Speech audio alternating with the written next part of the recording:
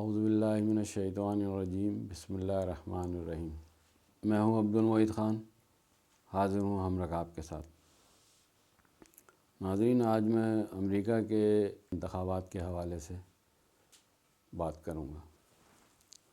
امریکی سیاست میں یہ جو ٹرمپ کا فیکٹر آیا ہے، اس نے دنیا کو پہلے دن سے ہی حیران کیا۔ امریکہ کے حالیہ انتخابات نے بہت ساری چیزوں کو ایکسپوز کیا، امریکی پولیٹکس کو، امریکن سوسائٹی کو دنیا پہ تش تش بام کیا۔ اس حوالے سے میں ڈونلڈ ٹرمپ کو ذرا مختلف نگاہ سے دیکھتا ہوں۔ بڑی دلچسپ بات یہ ہے کہ ایک ایسا کریکٹر جو بزنس اورینٹڈ تھا، جس کا ڈائریکٹ پولیٹکس سے کوئی تعلق نہیں تھا، وہ جب امریکہ کے صدارتی انتخاب جیت کر پچھلی ٹرم گزار کے گیا ہے، اس نے دنیا کو کسی نئے جنگ میں نہیں الجھایا۔ یہ بڑا اہم پہلو ہے۔ دوسرا، جب وہ واشنگٹن ڈی سی سے رخصت ہونے لگا تو اس نے ایک بار پھر امریکی پولیٹکس کو جو ہے ایکسپوز کر دیا۔ امریکہ کے الیکشن کے نظام کو جو ہے دنیا کے سامنے کھول کے رکھ دیا۔ یہ پچھلے دنوں 6 جنوری کو دنیا نے جو منظر دیکھا، کسی تیسری دنیا کے ملک کا منظر نہیں تھا، وہ دنیا کی سپر پاور کا ایک منظر تھا، جہاں نینسی پیلوسی کی کرسی پر بیٹھا ہوا ایک شخص دنیا نے دیکھا، دیواریں پھاندتے، کودتے، اچھلتے لوگوں کو دیکھا۔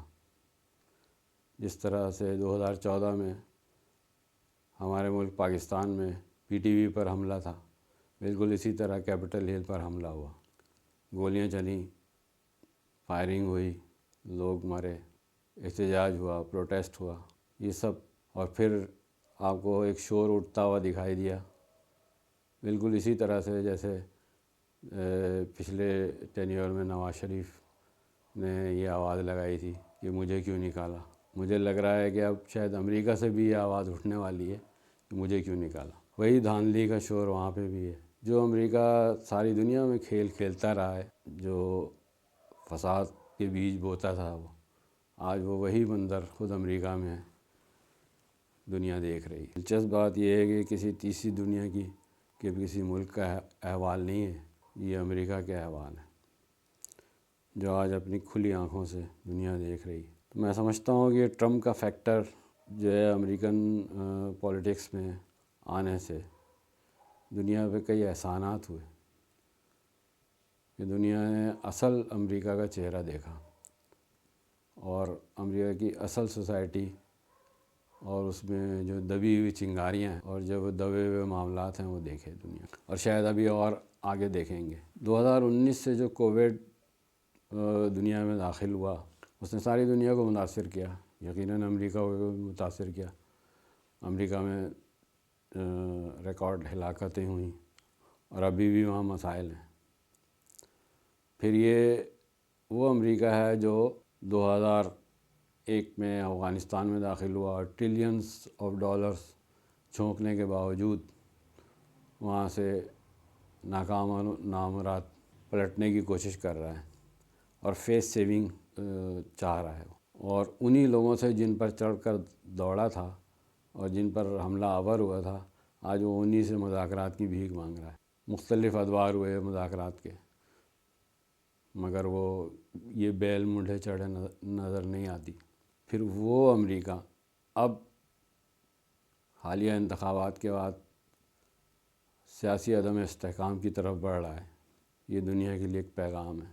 شاید اب دنیا امریکہ کی تباہی اور رسوائی دیکھنے والی ہے۔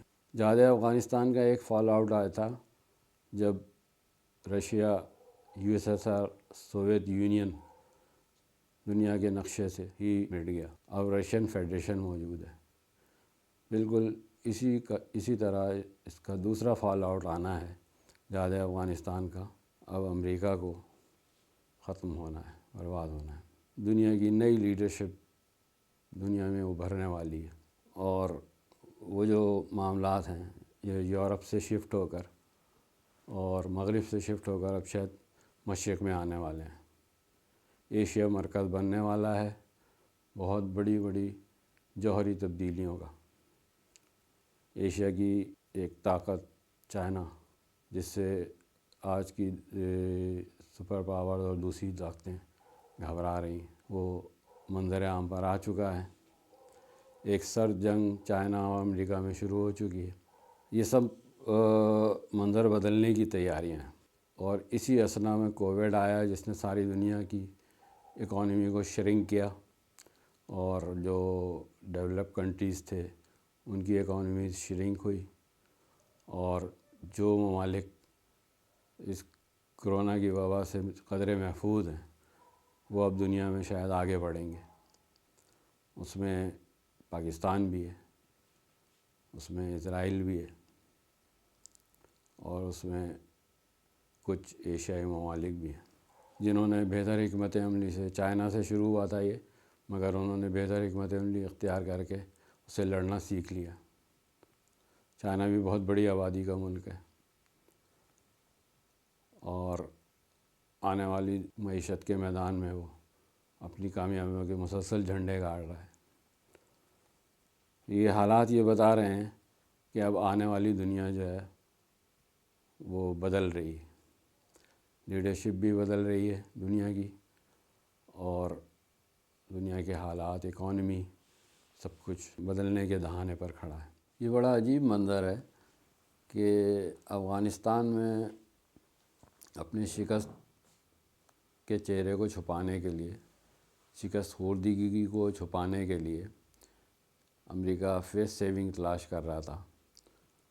وہ فیس سیونگ تلاش کرنے والا ملک آج اپنے ہی چہرے کو نوچ رہا ہے، کھسوٹ رہا ہے۔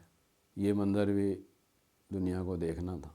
ابھی جو 11-12 دن اس کی صدارت کے باقی ہیں ڈونلڈ ٹرمپ کے، تو پینٹاگون دنیا کو ڈرا رہا ہے کہ کہیں یہ نیوکلیر بٹن نہ دبا دے۔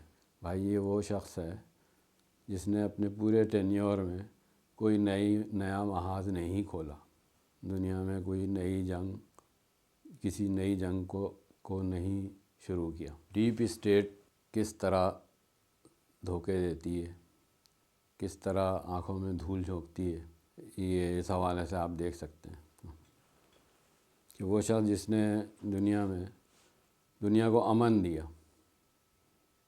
کم از کم اپنے دور حکومت میں، اس شخص سے دنیا کو ڈرایا جا رہا ہے کہ کہیں یہ نیوکلیر بٹن نہ دبا دے، اور اسے پاگل ثابت کرنے کی کوشش کی جا رہی۔ حالانکہ وہ اپنے ملک کے الیکشنز کو ہدف تنقید بنا رہا ہے کہ میرے ساتھ دھاندلی ہوئی ہے، میں ہارا نہیں ہوں، مجھے ہرایا گیا ہے۔ ظاہر ہے 7.40 کروڑ ووٹ لینے والا شخص، یہ دنیا کو یہ کہا جا رہا ہے کہ وہ ہار گیا الیکشن۔ میں یہ سمجھتا ہوں کہ یہ ٹرمپ فیکٹر امریکہ کی سیاست میں یہ نیا فیکٹر ہے، اور یہ بہت تنگ کرے گا، یہ جو بائیڈن کو بہت تنگ کرے گا۔ اب دیکھنا یہ ہے کہ یہ جو بائیڈن 20 جنوری کو جب انتقال اقتدار ہوگا، اور جب یہ ایوان صدر میں تشریف لائیں گے، تو یہ کیا نیا محاذ کھولتے ہیں اپنے انٹرنل مسائل سے نکلنے کے لیے؟ پینٹاگون کیا سوچ رہا ہے؟ میری رائے میں نیا محاذ شاید کھلنے والا ہے۔ امریکہ افغانستان سے نکل کر کسی اور ملک پر حملہ آور ہونے والا ہے۔ ڈونلڈ ٹرمپ نے اپنا ٹینیور تو خوش اسلوبی سے گزار لیا، لیکن جو بائیڈن، اس کی کم از کم میں یہ کہہ سکتا ہوں کہ ڈونلڈ ٹرمپ بلنڈ تھا، نسل پرست تھا، مگر وہ منافق نہیں تھا، اس میں منافقت نہیں تھی، اس لیے جو وہ سوچتا تھا وہ کہہ دیتا تھا، اور بلنڈ تھا۔ جو بائیڈن کی ہپوکریسی اب دنیا دیکھے گی۔ وہ جو کہتا ہے وہ کرتا نہیں، اور جو کرتا ہے وہ کہتا نہیں۔ لگتا یہی ہے باقی علم غیب تو اللہ جانتا ہے، آنے والی دنیا کیسی ہوگی، امن اور شانتی سے رہنے والی ہوگی یا نئی جنگوں کا پیش خیمہ بنے ہوگی، یہ دیکھنے کی بات ہے۔ اب میں اجازت چاہتا ہوں، اللہ حافظ۔